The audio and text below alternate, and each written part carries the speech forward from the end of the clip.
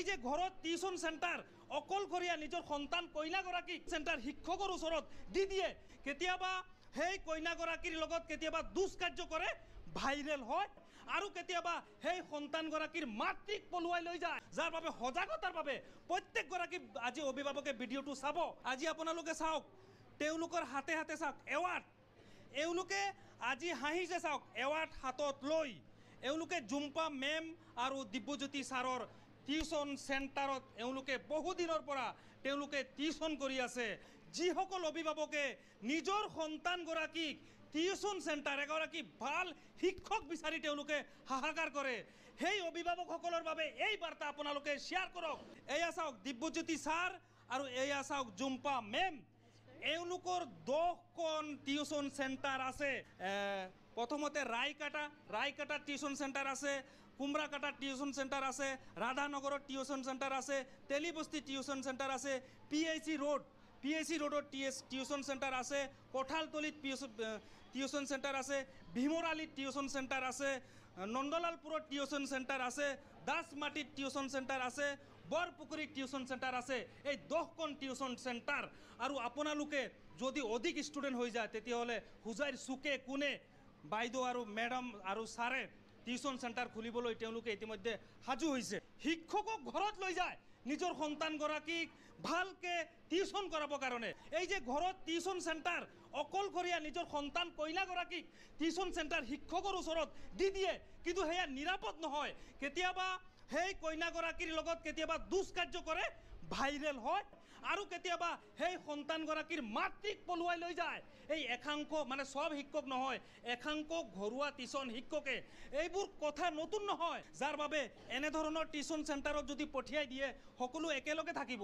Madam থাকিব sir থাকিব সকলো একেলগে থাকিব মইতো ভাবো এয়া মানে আপোনাৰ সন্তান আপোনাৰ ল'ৰা ছোৱালীসকল সুৰক্ষিত থাকিব এই আমাৰ মেমে এই প্ৰসংগ উত্থাপন কৰিছিলে আজিৰ এই সভাখনত মই মেমৰ লগতো কথা পাতিম তাৰ আগত মই জুম্পা মেমৰ লগত কথা পাতো হুজাইবাসী লাইফত মই এইটো কথা ক'ম যে আপোনালোকেতো দেখি আছে আমাৰ চেণ্টাৰত কিমান ষ্টুডেণ্ট প্ৰতি বছৰতে পাছ কৰি গৈ আছে অনলি যে আমালোকৰ স্কুলৰ ষ্টুডেণ্টকেইটাই পঢ়াও এইটো নহয় আৰু আমালোকে স্লেট নেট টেট গোটেইকেইটা কৰোৱা হয় ছাৰ আৰু মই মিলি দুজনেই কৰাওঁ আৰু বহুত ষ্টুডেণ্ট ছাৰৰ মিলিকবস্তি আমতৰা আৰু হুজাইৰ ভিতৰতে লংকাৰ পৰা বহুত ষ্টুডেণ্ট ছাৰৰ তাত পঢ়ি এতিয়া ইণ্ডিয়ান আৰ্মি আছাম পুলিচ কোনোবা লস্কৰপাঠা এজন ছাৰৰ ষ্টুডেণ্ট এতিয়া নিজে মেডিকেল খুলিছে আৰু বহুতেও বাহিৰত ডক্টৰ আছে হুজাই আমাৰ ৰেল ষ্টেচনৰ এজন ছোৱালী সি হয় কি চাকৰি কৰি আছে হয় ক'বলগীয়া বহুত কথা আছে কাৰণ আমাৰ যিটো মেহনত আমাৰ এটা উদ্দেশ্য যিহেতু পঢ়োৱাটো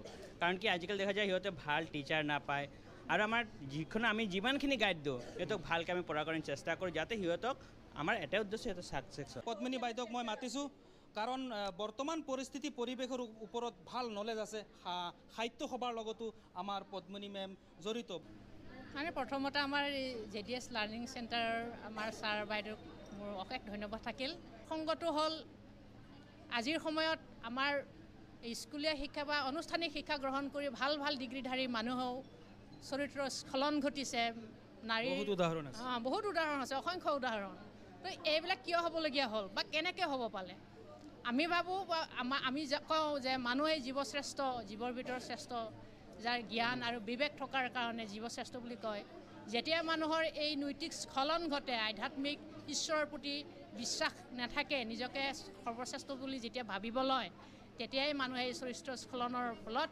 এইবিলাক অনৈতিক কাৰ্যকলাপ কৰে বুলি মই ভাবোঁ লগতে কিছুমান শিক্ষকসকলৰ ওপৰত অভিভাৱকসকলে বহুত আস্থা আৰু বিশ্বাস ৰাখে কিন্তু তেওঁ যে প্ৰকৃততে মানুহ নহয় তাৰ শিকাৰ হয় আমাৰ ছাত্ৰীসকল ছোৱালীসকল গতিকে মই ভাবোঁ সজাগটো থাকিবই লাগিব জাগৰণ থাকিবই লাগিব আমাৰ শিশুসকলৰ প্ৰতি আমি সজাগ সদায় সামাজিকভাৱে পৰিয়ালৰ ফালৰ পৰাও চৰকাৰৰ ফালেও এইবিলাক সুৰক্ষা দিব লাগিব আমাৰ লগত আছে ৰাষ্ট্ৰভাষা হাইস্কুল ন আজি ইয়াত উপস্থিত পাই বহুত সুখী হ'ল যাতে আমাৰ ল'ৰা ছোৱালী যিমান ষ্টুডেণ্ট আছে ছাত্ৰ ছাত্ৰী আজিৰ লগত আমাৰ দেৱজ্যোতি শৰ্মা ছাৰ আৰু লগতে আমাৰ ঝুমকা বাইদেৱে 10খন টিউচন চেণ্টাৰ চলাই খুব মই আনন্দিত হৈছে আজিৰ পৰা আপোনালোকে ভাল শিক্ষক বিচাৰি হাহাকাৰ কৰিব নালাগে তলৰ স্ক্ৰীনত নম্বৰ আছে আপোনালোকে ফোন কৰক আপোনাৰ সন্তানগৰাকীক পঠিয়াই দিয়ক নিৰাপদে থাকিব সুৰক্ষিতভাৱে থাকিব, টেনশ্যন কৰাৰ দৰকাৰ নাই আপোনালোকে। কি নাম আছিল তোমাৰ? ৰিম্পা মালাগাৰ ন? ৰিপা মালাগাৰ। চেক তুমি পাইছা না? মোৰ বহুত আনন্দিত হৈছে, মই ভবা নাছিলোঁ এনেকুৱা এটা ৰিজাল্ট কৰিম আৰু ইমান ভাল হেৰি কৰিম।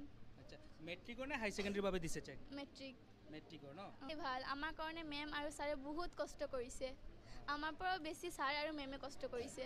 জুম্পা আৰু দীপজ্যোতি ছাৰৰ টিউশ্যন চেণ্টাৰৰ পৰা মানে ষ্টাৰ লেটাৰ মানে ভাল ভাল ৰিজাল্ট আৰু কিছুমানে চাকৰিও কৰি আছে। মই কোৱা নাই যে ঘৰুৱা শিক্ষক নাৰাখিবৰ কাৰণে, কিন্তু নজৰ দিব, কিন্তু চব শিক্ষক বেয়া বুলি মই কোৱা নাই। কাৰণ বেছি সংখ্যক অকলশৰীয়াভাৱে যে সন্তানগৰাকীক এৰি দিলেই মানে তাতে মানে অলপ মানে প্ৰব্লেম, মানে অভিভাৱকসকলে এই ক্ষেত্ৰত চাব লাগে। মই ভাবোঁ যে এনেধৰণৰ টিউশ্যন চেণ্টাৰৰ পৰা কিন্তু ইমান চিন্তা চৰ্চা কৰিবলগীয়া একো নাই। ছাত্ৰ ছাত্ৰী একেলগে টিউশ্যন চেণ্টাৰত আহিব, একেলগে যাব, গতিকে বিন্দাছ থাকিব।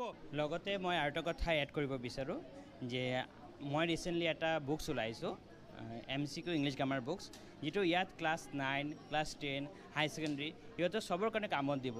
আৰু তাৰ লগতে আমাৰ বিভিন্ন ধৰণৰ বুকছ ৰেডি হৈ আছে, মই আৰু মেমে মিলি দুজনে মিলি বুকছ ৰেডি কৰি এই আছোঁ। বুকটো পাব্লিকে পঢ়িবলৈ ইচ্ছা কৰিলে কেনেকৈ আপোনালোকৰ পৰা কিনিব?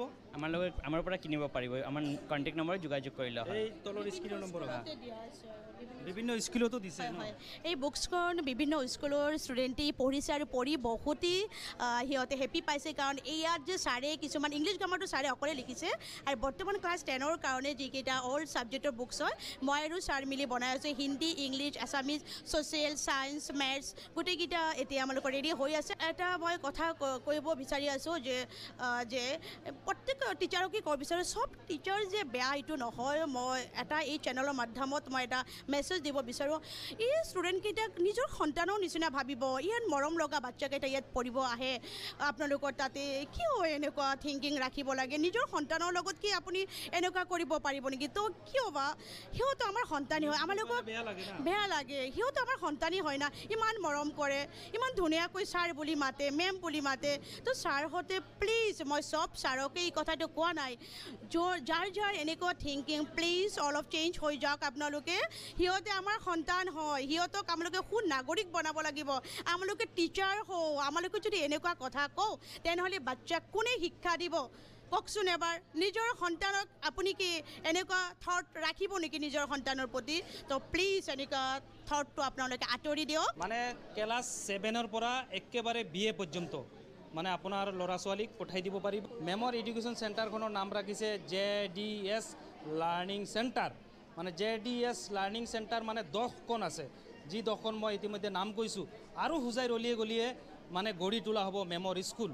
মানে আপোনালোকৰ যদি ক'ৰবাত প্ৰয়োজন হয় যোগাযোগ কৰিব, শ্বেয়াৰ কৰিব। ধন্যবাদ।